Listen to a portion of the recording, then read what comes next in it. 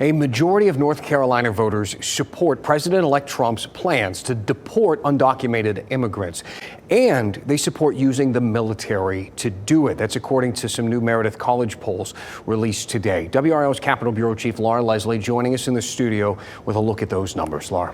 Dan, Meredith poll director David McLennan said support for deportation of immigrants is at a high point right now, and it's not just a Republican issue. He says an unprecedented number of Democrats and unaffiliated voters are now backing the idea as well. The Meredith poll asked 800 registered North Carolina voters if they favor deporting undocumented immigrants with criminal records. 85% said yes, while 12% said no. 4% weren't sure.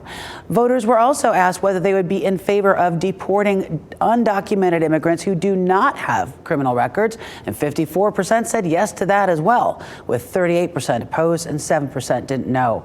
And here's the real eye-opener. When asked whether they would support using active duty military to arrest and deport undocumented immigrants, 60%, that is well over half, said they would favor it. 34% said they would not, and 7% said they didn't know. A federal law called the Posse Comitatus Act places restrictions on how active military can be used for domestic law enforcement, but President-elect Trump has pledged to find a way around that law, perhaps by using the Insurrection Act.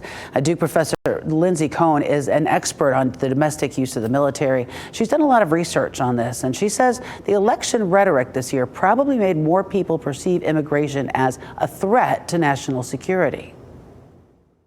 But it turns out that the general American public is actually fairly okay with the idea of domestic military usage if they think the problem is a threat. They are less okay with it if it's in response to something like protests. Khan said Trump can find a way to use the military for deportation, but it may cause problems with morale and recruiting. She said military personnel generally don't see their mission as domestic law enforcement. All right, Laura, thank you so much.